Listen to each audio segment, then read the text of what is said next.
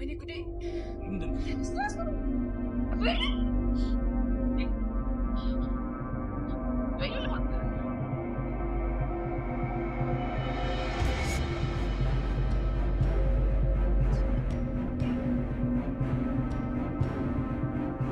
ምንድነው ፊትሽ?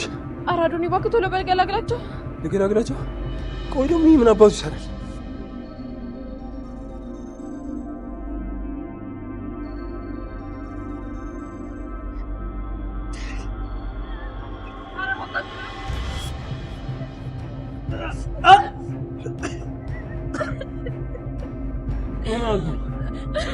አይመለከት ጀመር ማታ ላይ ነበር። ኧረ እባክህ እኔ ባለመጣት ሸንፋ ነበር። ልታመሰግነኝ ይገባልሽ። እኔ የምሸነፈው ብሸነፍስ አይመለከትም። እሺ ተደርብልኛል። የራሱ ጉዳይ። ገደል ግባሽ። ራስ የሚመችን ገደል መጥተው ሁለተኛ እንዳትደረብልኝ። እሺ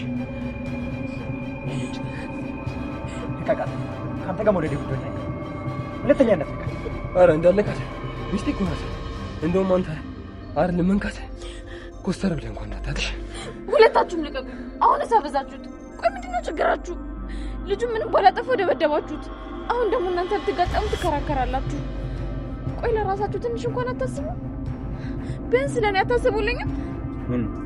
መነጋገር አለብኝ። ቤሉል ካንተ ጋር ቢሆን ምንም ማውራው ነገር የለም። ሁለታችሁም ጤነኛ አይደላችሁ። አየህ በማላችን አትግባቢ ነበር።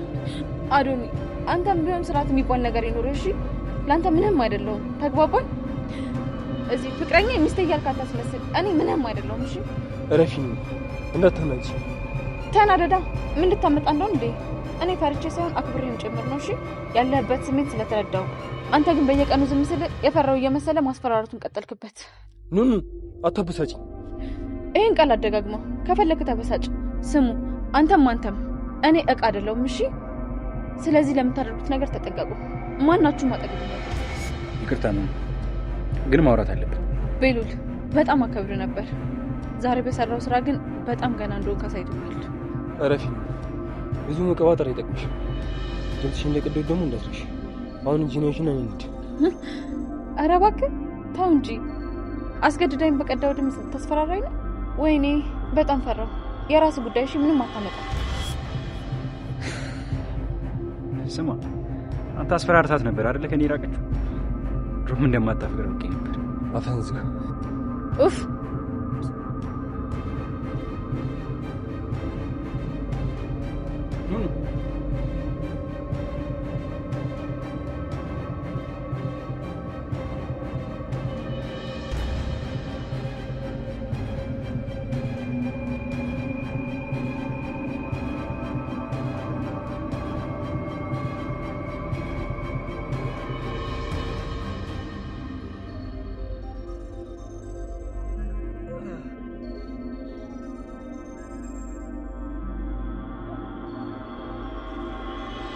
የኑኑ ሜካፕ ያዝናናችሁና ያሳቃችሁ ሰዎች ካላችሁ እስቲ ቪዲዮውን ላይክ በማድረግ ብዛታችሁን እያሳያችሁ ኮሜንትም መስጠታችሁን አትርሱ።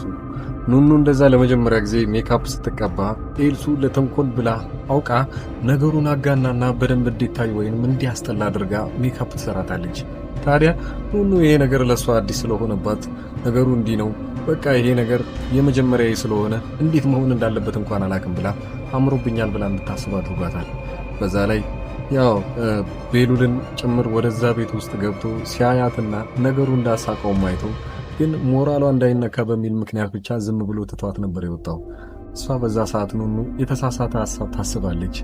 ያው ወዶኛል በዚህ ጉዳይ ላይ እያየኝ መጥቷል ብላ እንድታስብ አድርጓታል። ምን ይመስላችኋል ቀጣዩ? ኤልሱ በመጀመሪያ ደረጃ ሐሳቧ የነበረው ኑኑን ማገት ነበረ። ታዲያ ኑኑን የሚያግትላትን ሰው እየፈለገች ባለችበት ሰዓት ላይ የትምህርት ቤት ጓደኛዋ በዚህ ነገር ጎበዝ እንደሆነ ካወቀች በኋላ እሱን ስታማክረው መጀመሪያውኑ ይሄ ልጅ ግን ኑኑን በጣም እንደሚወዳትና እንደሚያፈቅራት ጭምር ታውቃላችሁ። ታዲያ ሐሳቧን ያስቀይራታል። ከምናግታት አግተናት እኮ እኛ ጋር ብናቆያትም ተመልሳ ወደዛ ቤት ስትገባ የባሰ ሊወዳት ይችላል ቤሉል። ስለዚህ እሷ አይደለም ጥሩ ሐሳብ። ምን መሰለሽ እሷ አይቷት እንዲጠላት ማድረግና እሷ ደግሞ በምታደርገው ነገር እንዳለ ምንም ሳይታወቅባት እሱ እየሸሻት እንደሆነም ጭምር ሳታውቅ ይህን ነገር ማድረግ ትችያለሽ ይላታል። ያኔ ነበር ሐሳቡን ያመጣላት።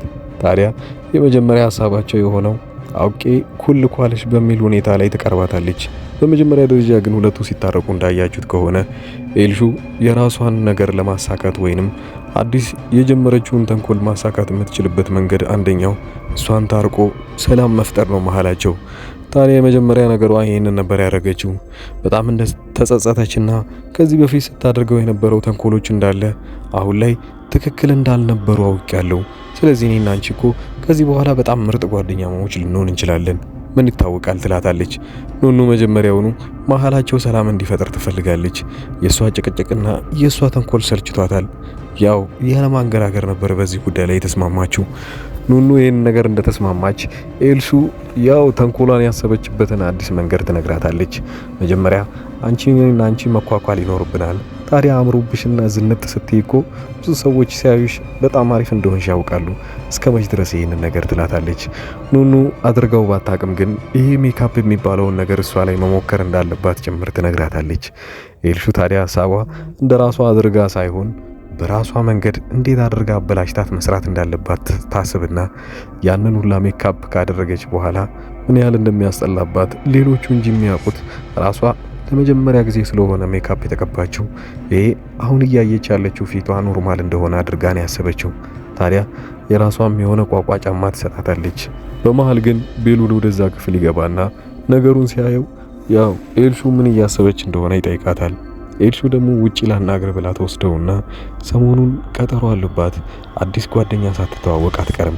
እዛ ስለምትሄድ ነው እንደዚህ እየተኳኳለች ያለችው። ታዲያ ወጣ ያለ ነገር መሞከር ትፈልጋለች ትላለች። ኤልሹ ቤሉል ያው ኑኑን እንደሚወዳት ስለምታውቅ ነው እሱን ያናድዳሉ ብላ የምታስበውን ነገሮች እንዳለ እያደረገች ያለችው። ሌላው ወዲያውኑ ይዛት ተወጣና ያው ሀሳቡ መጀመሪያ ላይ የነገረቻት ሌላ ቦታ እንደምትወስዳት ነው። ነገር ግን እንደዛ አልነበረም። ከውጪ መጀመሪያም የቀጠረችው ልጅ እንደነበረም አይታለች። እሷ ከኋላ እየሄደች ቪዲዮ መስራት ብቻ ነው የሚጠበቅባት። ነገሩ እንዲህ ነው። እሷና ያው አዲሱ ልጅ አብረው ሲሄዱ ወይንም ሲያወሩ ባየች ቁጥር ቪዲዮ እያነሳች መጀመሪያ ሳትቻኮል ለቤሉል ትልክለታለች። ቤሉልም መጀመሪያ እንደተነገረው ከሆነ እኔን ካላመንከኝ ፎቶ ደግሞ ማመን ትችላለህ፣ ይኸው ከአዲሱ ጓደኛዋ ጋር ነች ብላ ነገሩንና ሞቅታውን ለመጨመር ስትል ቪዲዮውን ወይንም ፎቶውን ከላከችለት በኋላ ቤሉል ይናደዳል። እውነትም እንደዚህ ያደረገች ነው እንዴ ብሎ እንዲያስብ ከዛም በኋላ ራሱን አረጋግቶ እስከ ማታ ቢቆይም ግን ኤልሹ ድጋሚ ሌላ ሙከራ ትሞክራለች። መንገድ ላይ እየሄዱ እያለ አሁን እየገቡ ነው ያሉት፣ በር ላይ ደርሰዋል፣ እንደውም ከፈለክ ወጥተያቸው ትለዋለች። ቤሉል በዚህ ሁኔታ ላይ ይናደድና ወደ ውጪ ሲወጣ እሱ ዝቅ ብሎ ጫማዋን እያስተካከለላት እንደሆነ ያያል። ወዲያውኑ ሁለቱም ይመጡና ይሄ ልጅ ላይ ያው ቦክሳቸውን ይዘነዝራሉ። ያው እንደዚህ ሲደረግ የነበረው ቤሉልና አዶኒ አንድ ላይ ሆነው ነው። ስለ ሁኔታው ሲረዱ ግን የባሰ ኑኑ እንደተናደደችና እንደተበሳጨች ይረዳሉ። ለምን በራሷ ውሳኔ መወሰን እንደማይችሉ ልጁን ምን አድርግ ብለውቹት ነው የምትቀጠቅጡት? አንተ ቤሉል ደግሞ ከዚህ በኋላ እናደኛል፣ እንደ ትልቅ ሰው ነበር ማይ። አሁን ደግሞ ያንን ነገር እያየውብህ አይደለም። ልጁ ምን ስላደረገ ነው የምትደበድበው? በእኔ ህይወት ጣልቃ አትግባ ብላ ትናደድበትና ይህን ሁሉ ትናገረዋለች። ኤልሹ ነገሮች እንዳለ ካሰበችው በላይ የተሳኩላት ነው።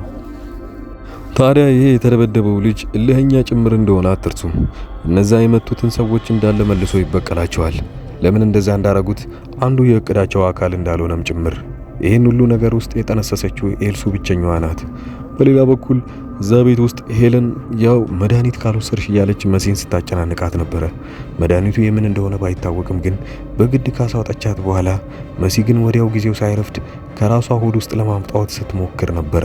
ቀጣዩ ክፍል ላይ ምን ይፈጠር ይመስላችኋል? የራሳችሁን ሀሳብ ኮሜንት ላይ ያስቀመጣችሁልኝ። ስለ አቀራረቤም አዲስ መረጃ ወይንም አዲስ አመለካከት ካላችሁ መጻፋችሁን አትርሱ። በዚህ በመቀጠል ማሳያችሁ አጠር ያለች አዲስ አበባ ውስጥ ቁጭ ብዬ የምሰራውን የዲሊቨሪ ስራ ቀንጨብ አድርጎ የሚያስረዳችሁ ነው። እናንተን የሚጠቅም ከሆነና እቃ ማዘዝ የምትፈልጉ ካላችሁ ቪዲዮ ላይ ያለውን ቱቶሪያል በደንብ አይታችሁ በቴሌግራም በዋትስአፕ እና በኢሞ ማናገር ትችላላችሁ። የምንልካቸው እቃዎችን እንያቸው። ሁለት ሳምሰንግ የተመሳሳይ ስልኮች ናቸው። እነዚህ ስልኮች በ17,000 ብር ብቻ አዲስ የመጡ ስልኮች ናቸው። ኦልሞስት 4 ወር አካባቢ ነው ያለው የሆኑት አዲስ ከወጡ ማለት ነው ስልኮቹ ራሱ። እና አንድ ሰው ብቻ ነው ሁለት ያዘዘኝ። ሌላው የሶላር እቃዎች ለምሳሌ ለዘመዶቻችሁ አገር ቤት ሊሆኑ ይችላሉ ያሉት እንደዚህ ሶላሮችን ያዘዙኛሉ ዛሬ የምናደርሳቸው። ይህን ሶላር ትንሽ ነገር ልበላችሁ። በመጀመሪያ ደረጃ ይሄ የራሱ ማጠራቀሚያ ነው እና እነዚህ ሁለቱ ፓኔሎች ጣራ ላይ ተደርገው ሁለቱን ባንዴ ነው የሚሞሉት ወዲያውኑ ማለት ነው። በጣም ትልቅ ጉልበት ያላቸው ሶላሮች ናቸው እነዚህ። ከዚህ ላይ ቻርጀሮች ምናምን መጠቀም ይችላሉ ለስልካቸው ማለት ነው ራሱ ስለሚይዝ። እነዚህ 4 አምፖሎች ደግሞ ማንኛውም ቦታ በገመድ ይሰቀላል። ለምሳሌ እነዚህ ገመዶች በጣም ረጅም ናቸው። የራሳቸው ማብሪያ ማጥፊያ አላቸው እንደምታዩት እና አንዱን ጣራ ላይ አርጋችሁት መሬት ላይ ደግሞ ይሄንን ማብሪያ ማጥፋ ማስቀመጥ ይችላል። ልክ እንደ ዋነኛው ኤሌክትሪክ ዝርጋታ ነው እነዚህ የሚቀመጡት እና ፓወር ባንኩም አንድ ቦታ ነው የሚቀመጠው የራሱ። ሶላሩ ደግሞ ውጪ ነው የሚደረገው ጣሪያ ላይ። ከዚህም በኋላ ምንም እኛ መሰካካት ቻርጅ ማድረግ ምናምን አይጠበቅብንም። ራሱ ሶላሩ ፉል ያደርገዋል። እኛ ማታ ብቻ እነዚህን አምፖሎች መጠቀም ብቻ ነው። በጣም ባሪፍ ዋጋ በ14,000 ብር ብቻ ማለት ነው። ሁለቱን ሶላር እና 4 አምፖል ያለው እንደዛው ሶላር የሚቀንሱ ደግሞ ሌሎችም አሉ። በጣም የሚቀንሱ ከ6,000 ብር ጀምሮ አሉ ሶላሮች ለቻርጀር እና ለቤት ውስጥ አምፖሎች የሚሆኑ ለተለያዩ ነገሮች። በዛው ልክ ደግሞ ከፍ እያሉ የሚመጡ አሉ። እስከ 40,000 ብር የሚሸጡ ትላልቅ ለምሳሌ ቲቪዎችን ምናምን እንዲሰራ የሚፈልጉ ሶላሮች አሉ። እነዛ ከ30,000 ብር ጀምሮ እስከ መጨረሻው እስከ 100 ምናምን የሚሸጡ ሶላሮች አሉ። እናንተ የፈለጋችሁትን ማዘዝ ትችላላችሁ። ስልኮችም እንደተባለው ብዙ ስልኮች የምታዘዘው ስልክ ላይ ነው እና አሁን ይሄ አንድ ሰው ቦታ ላይ የሚላክ ነው። ከዚህ በፊት ልጅቷ አዛ ያንን ከደረሰላት በኋላ ልክ ነው ብላ ለጓደኛዋ ደግሞ ከዛ በኋላ ያዘዘችው ስልክ ነው። በጣም አሪፍ ስልክ እና ይሄ ስልክ ከወጣ ቢያንስ 4 ወር ምናምን ቢሆነው ነው።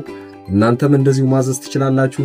ሌሎች ያዘዙ ልጆች ደግሞ ከዚህ በመቀጠል ማሳያችሁ ነው። እናንተ የምትፈልጉትን ዕቃ ብቻ በዋትስአፕ በቴሌግራም እና በኢሞ ለኔ መናገር ብቻ ነው የሚጠበቅባችሁ። ከዛ ዋጋውን ከተስማማንና ቦታውን ካወቅም በኋላ እናንተ ወዲያውኑ ዕቃው የሚደርስላችሁ ይሆናል። እዚህ አጠገቤ የምታዩቸውን ዕቃዎች እንዳለ እዚሁ አዲስ አበባ ውስጥ ሆኜ ወደ ተለያዩ ሰዎች በትዕዛዝ የማደርሳቸው ዕቃዎች ናቸው እና በእነዚህ ዕቃዎች ላይ ማንኛውንም ወይንም ዋጋ እናንተ ለቤተሰቦቻችሁ ወይንም ለማንኛውም ሰው ለማዘዝ ከፈለጋችሁ እኔን በቴሌግራም በዋትስአፕ እና በኢሞ ማውራት ትችላላችሁ። እንደምታዩቸው የተለያዩ ስልኮችና የዋይፋይ ዕቃዎች፣ ታብሌቶች ለልጅ የሚሆኑ እነዚህ የተለያዩ ቦታ አገር ሆናችሁ እናንተ እያዘዛችሁ እዚህ ለቤተሰቦቻችሁ መላክ ይችላሉ። ከኤሌክትሮኒክስ ዕቃዎች ውጪ ያሉትን ዕቃዎችንም እኔ ጋር ማግኘት ትችላላችሁ።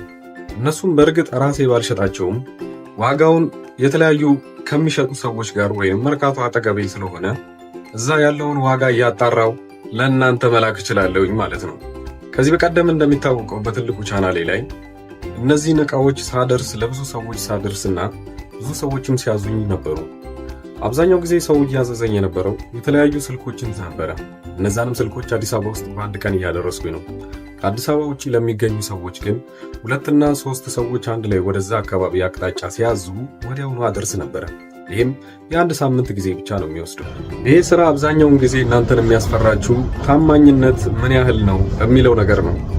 ያንን ደግሞ ማረጋገጥላችሁ ከዚህ ቀደም የላኩላቸው ሰዎች አብዛኛው በኢሞ እየመጡ የነበሩትን ልጆች ማንኛቸውንም እነሱን ማናገር ትችላላችሁ።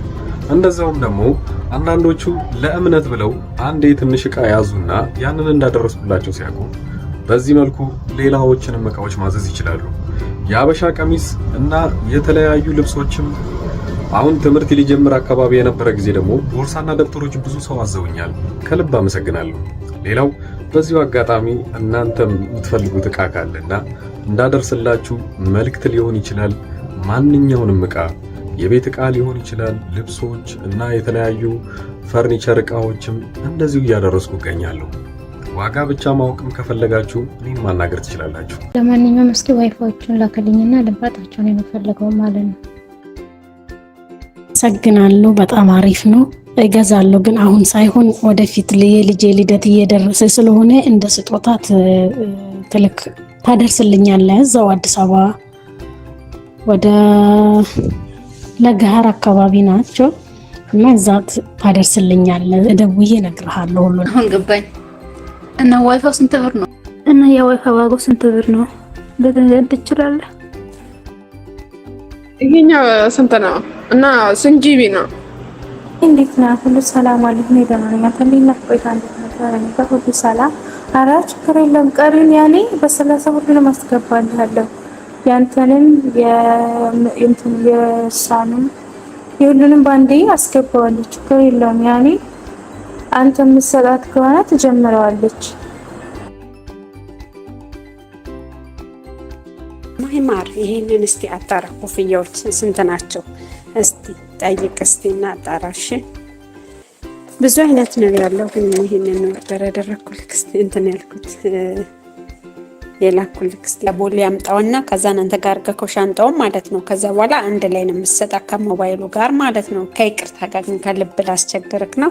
ዋትስአፕ ላይ ልኬልሃለሁ የሰውየውን ቁጥር ማለት ነው። እና የት ነው አለኝ ሉሉ ምንድነው እሱን እስቲ አንተ ከዛ እሱን ካመጣክ በኋላ ተለወለልካለች። ጀመሩት ከዚህ በፊት በነበሩት ቪዲዮዎች ላይ በለቀኩት ማስታወቂያ ነው።